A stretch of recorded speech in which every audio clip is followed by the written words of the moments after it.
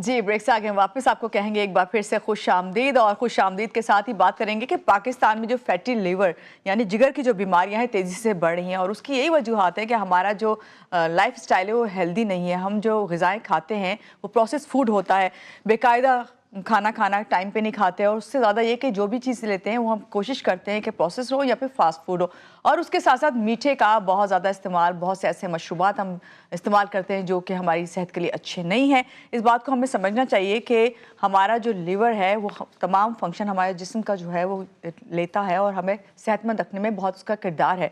मगर जिगर को सेहतमंद रखने के लिए कौन सी ऐसी ग़िज़ाएँ हैं जिन्हें हमें इस्तेमाल करना चाहिए, कौन सी ग़िज़ाएँ हैं जो जिगर को मजबूत बनाती हैं और कौन सी ग़िज़ाएँ हैं जो जिगर को जो है कमज़ोर करती हैं और हमारा जो फंक्शन है जिगर का उसके अंदर रुकावट लेके आती हैं। ये सब चीज़ें जानना हमारे लिए बहुत ज़रूरी है और क्योंकि हमारी रूटीन की लाइफ जो है वो इस तरह की है जिसमें हम हेल्दी फूड जो है वो नहीं लेते हैं। हमेशा आके यही बात करती हैं हमारी जितनी माहिर ग़िज़ायत हमारे साथ होती हैं। आज भी हमारे साथ इस वक्त माहिर ग़िज़ायत हैं डॉक्टर हिबा उस्मान, न्यूट्रिशनिस्ट हैं। इनसे मिलते हैं और जानते हैं। पहले तो इनको वेलकम करते हैं। अस्सलाम वालेकुम हिबा, कैसी हैं आप? सुबह खैर। वालेकुम अस्सलाम, सुबह बखैर। हिबा, चलें यहाँ से बात शुरू करते हैं। ये फैटी लीवर, जिगर की बीमारियाँ, ये क्या वजूहात हैं? क्यों इतने ज़्यादा इसके जो हैं केसेस हमारे सामने आ रहे हैं और ये बढ़ता जा रहा है मर्ज़? अच्छा, फैटी लिवर के केसेस आप बिल्कुल ठीक कह रही हैं। लास्ट ईयर्स अगर हम कंपैरिजन करें तो बहुत ज़्यादा केसेस ज़्यादा गट से और फैटी लिवर से रिलेटेड ही हैं। जी। अब वो क्यों है? एक तो इंसुलिन रेजिस्टेंस बॉडी में डेवलप होकर पेशेंट जो है ओवरवेट और ओबेसिटी की तरफ जाता है। सेकंड थिंग, उनका एक्टिविटी लेवल ज़ीरो हो गया होता है, यानी कि वो अपनी कोई भी रोज़मर्रा की ज़िंदगी में कोई ऐसा काम नहीं कर रहे होते जिससे उनकी कैलोरीज़ बर्न हो। सेकंड, ठीक है। सिटिंग वर्क जो जॉब है जितने मेल हज़रात की, आपने नोट किया होगा फीमेल्स की बनिस्बत मेल में ज़्यादा फैटी लिवर को जो है ना हम कॉमन देखते हैं। क्यों? क्योंकि जो ऑफिस गोइंग होते हैं मेल, उनकी सारी बॉडी इक्वल होती है बट बेली निकला होता है। क्यों? क्योंकि उन्होंने बैठ कर सारा दिन काम करना होता है ऑफिस आवर में 9 टू 5, या रात की कोई जॉब है तो जी। 6 टू 3। ये वाली जॉब में वो बैठकर जो है ना खाते पीते हैं और फिर वहीं बैठ कर काम करते हैं।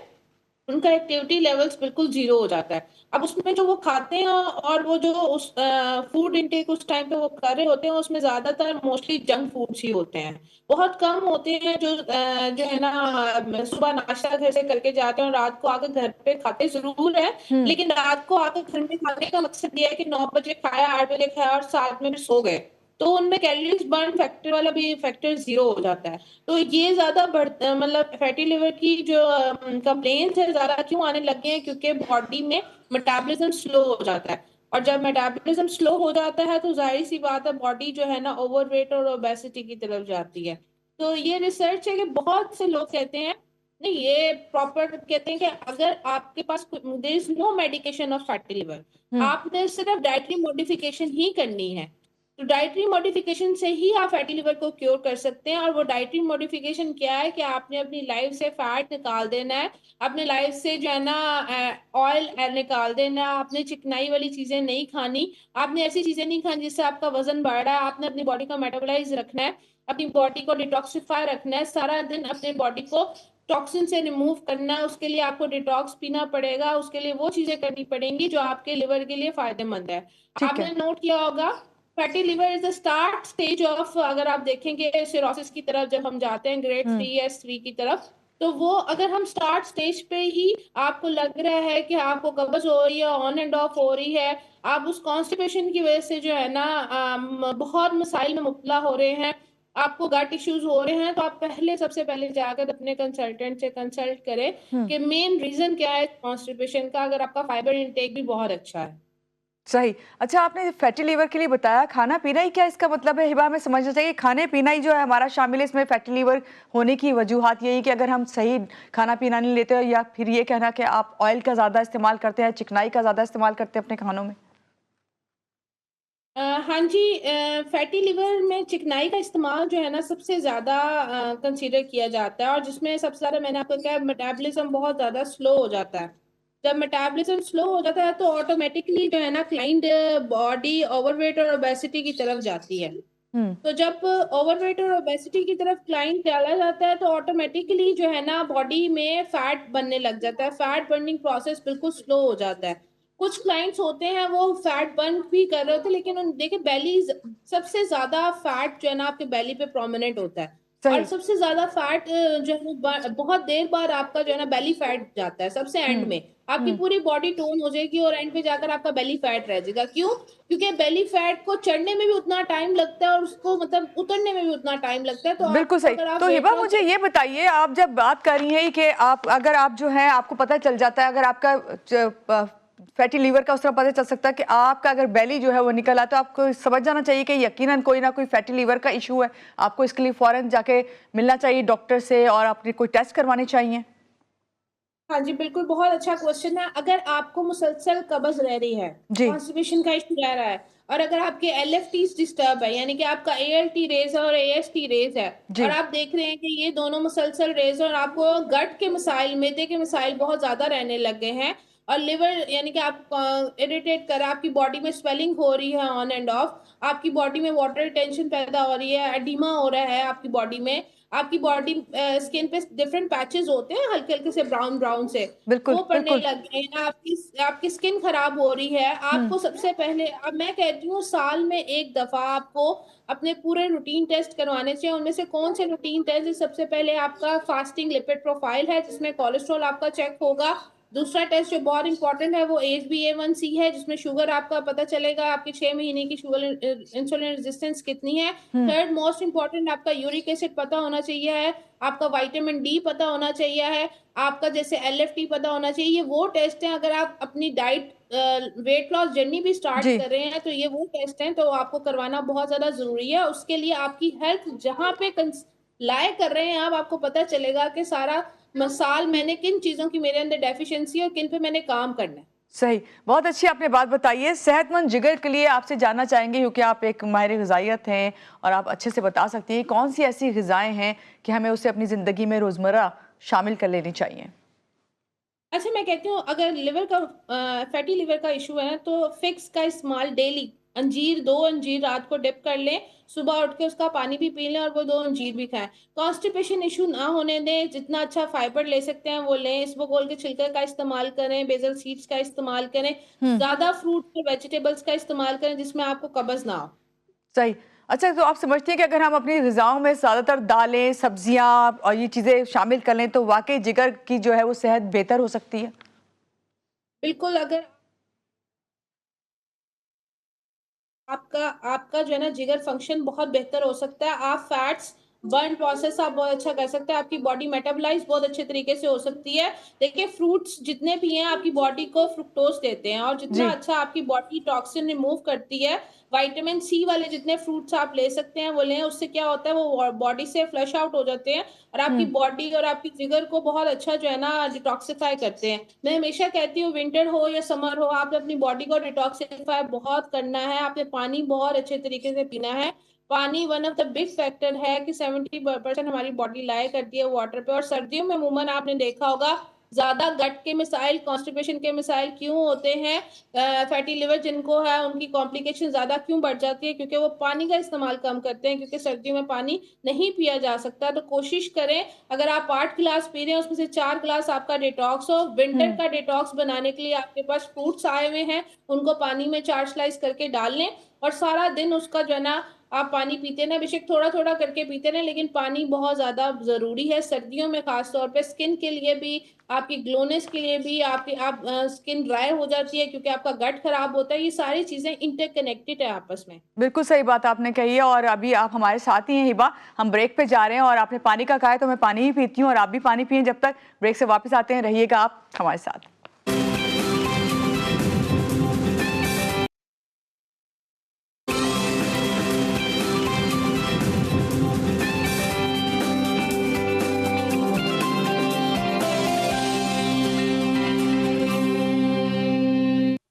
जी, ब्रेक से आ गए वापस। हमारे साथ हैं डॉक्टर हिबा उस्मान। उनसे हम पूछ रहे थे कि भाई फैटी लीवर अगर है तो उसको हम किस तरह से पहचानें कि कौन सी सिम्टम्स हैं जिससे हमें पता चले कि वाकई फैटी लीवर का इशू हमें हो गया है और इसे कैसे कंट्रोल करना है। जी हिबा, थोड़ा सा आपसे ये जानना चाहूँगी, बाज़ दफ़ा ऐसा होता है लोग कहते हैं कि हम ऐसा कुछ भी ऑयली चीज़ें नहीं खाते, लेकिन हमारी बॉडी जो है वो खुद ब खुद और जो फैट है वो प्रोड्यूस कर रही होती है, तो उसकी वजह से फैटी लीवर का इशू आ जाते हैं।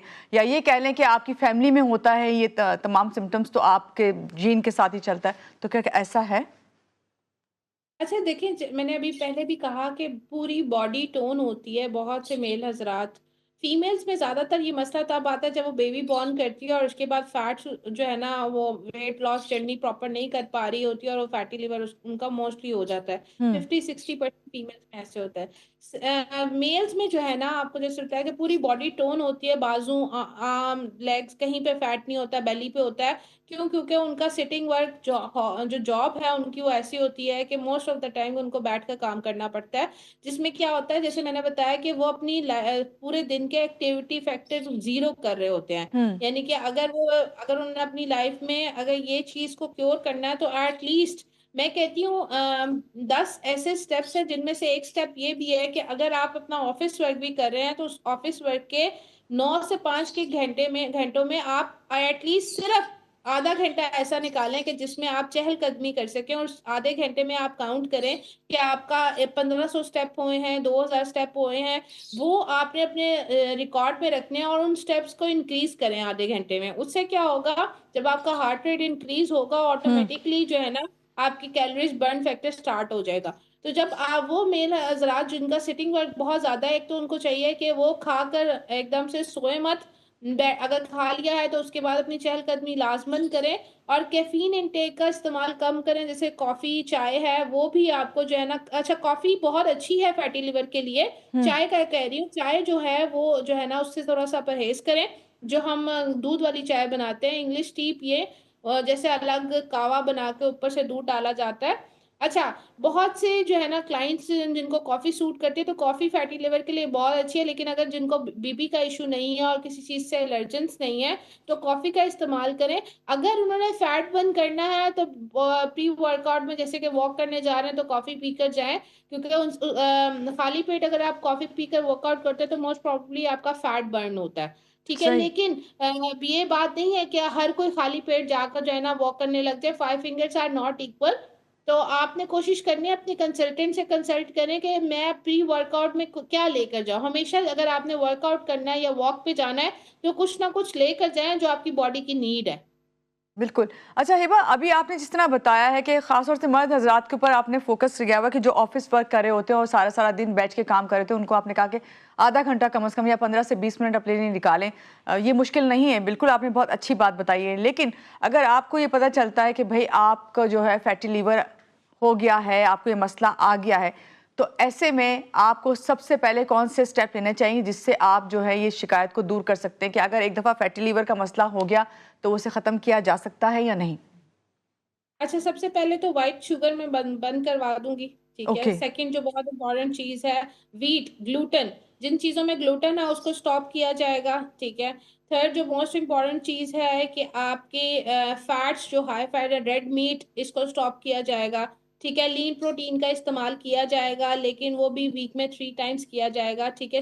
वेजिटेबल्स और जो है फ्रूट्स का इस्तेमाल ज्यादा किया जाएगा। फाइबर इनटेक अच्छा रखा जाएगा कि कॉन्स्टिपेशन का इशू ना हो।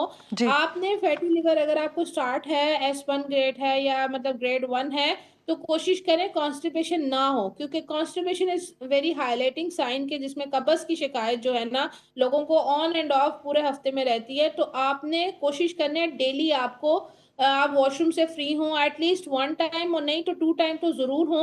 उसका यही है कि आप छिलके का इस्तेमाल डेली सुबह शाम, रात को सोने से 1 घंटा पहले एक खाने का चम्मच नीम ग्लास पानी के साथ पी लें, और सुबह उठते साथ ही निहार मुंह भी आप एक खाने का चम्मच नीम ग्लास पानी के साथ पिए। ये ठीक है। कंपलसरी कर लें अपनी लाइफ में कि हमने फाइबर इनटेक में इस बोल का छिलका जरूर ऐड रखना है। जी। दूसरी जो बहुत इंपॉर्टेंट चीज है कि आपने डिटॉक्स लाजमन ऐड रखना अपनी बॉडी के लिए। आप सारा दिन एक 1.5 लीटर की बोतल को में आप फ्रूट का डिटॉक्स बनाकर मिंट, लेमन और सिनेमन डाल लें। सिनेमन बहुत अच्छा है आपके फैटी लिवर के लिए, क्योंकि आपकी बॉडी को डिटॉक्सिफाई के साथ साथ मेटाबोलाइज भी करता है।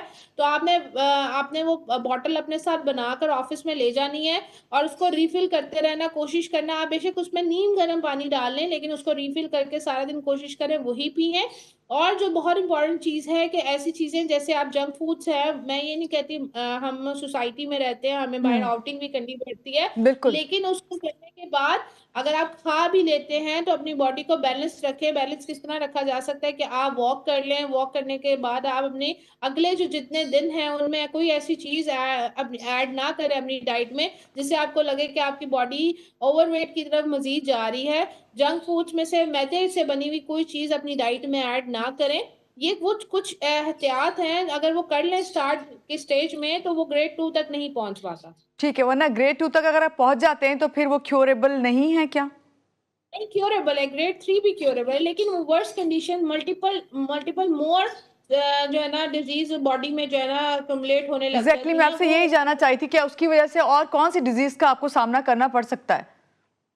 बहुत मतलब देखिए ग्रेड 3 सिरोसिस की तरफ जाता है, और ग्रेड 3 सिरोसिस में आपको पता है कि उसमें मोस्टली जो है ना आपके लिवर फेलियर के चांसेस होते हैं। जी। और ग्रेड 3 के बाद आपके जिनको हेपेटाइटिस सी अलार्मिंग हो जाता है, तो हेपेटाइटिस सी जो है ना हेपेटाइटिस बी, हेपेटाइटिस की जितने भी कनेक्शन मतलब है ए बी सी, तो ये आपके लिवर से कनेक्टेड होते हैं। जॉइंडिस हो जाता है, ये बहुत बाद में जाकर ये चीजें आपको एक्सपोज होती हैं क्योंकि आपकी इम्यूनिटी। अच्छा, मैं एक चीज और भी ऐड करूंगी इसमें, जी। सबसे ज्यादा आपकी इम्यूनिटी का भी बहुत रोल है। आपकी इम्यूनिटी स्ट्रांग होनी चाहिए। अब विंटर है, आपको कोशिश करनी चाहिए जितने भी विटामिन सी से रिलेटेड फ्रूट्स हैं आप उनको इनटेक अच्छा करें। उससे क्या होगा, उससे आपकी इम्यूनिटी बहुत स्ट्रांग होगी, और इम्यूनिटी स्ट्रांग होगी तो ऑटोमेटिकली आप कम बीमार होंगे। ठीक है। अच्छा डॉक्टर हिबा, इम्यूनिटी स्ट्रांग है तो मुझे ये सवाल इसलिए पूछूंगी, मुझे लगता है कि फिर मुझे कि जिगर का कोई मामला जो है कोई ख़राब नहीं हो सकता अगर आपका जो इम्यून सिस्टम बेहतर है, कि आप समझती हैं? क्योंकि बाज़ लोग ये कहते हैं कि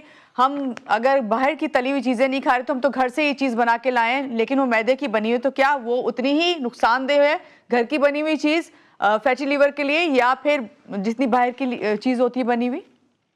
मैडम मैंने जैसे बताया ग्लूटेन से बनी हुई चीजें जो है ना चाहे वो घर मैदे की बनी हुई हो या बाहर की, उनसे अवॉइड करना चाहिए। मैदा मैदा आपने यूज नहीं करना है फैटी लिवर में। मैदा आपके लिए नहीं है। आप मल्टीग्रेन आटे में अगर आटा भी बनवाते हैं तो कोशिश करें उसका वीट कंटेंट कम हो, यानी कि उसमें ओके। गंदम की मिकदार कम हो, और उसमें जैसे बाजरा, जौ, बेसन इसकी मिकदार थोड़ी ज्यादा हो। और कोशिश करें बच्चा जब ग्रोइंग एज में उसको गंदम खिलाएं, लेकिन उसको सब कुछ खिलाएं। जैसे 7 से 12 साल की एज में कोशिश करें उसको वीट खिलाएं, और 12 साल के बाद उसको सब कुछ खिलाएं, यानी कि उसमें ओट्स भी आना चाहिए, बाजरा भी आना चाहिए, बेसन भी आना चाहिए, सारी चीजें हो। या हम सही। क्यों कहते हैं आप अपने बच्चों की आजकल रूट स्ट्रांग करें, कि उनकी बेसिक रूट स्ट्रांग होगी तो ऑटोमेटिकली उनका जो है ना जो है ना उनकी फर्दर आगे लाइफ जो है बहुत एग्जैक्टली अच्छी चल जाएगी। एग्जैक्टली बहुत शुक्रिया डॉक्टर इबा, हमारे साथी जो हमें बता रही थी कि अगर आपने फैटी लिवर से बचना है तो सबसे पहले इस बात पे फोकस रखें कि अगर कॉन्स्टिपेशन हो रहा है तो फौरी तौर पे जो है उसका इलाज करें, ताकि कोई फैटी लिवर के जो है आपको सिम्टम्स आते हैं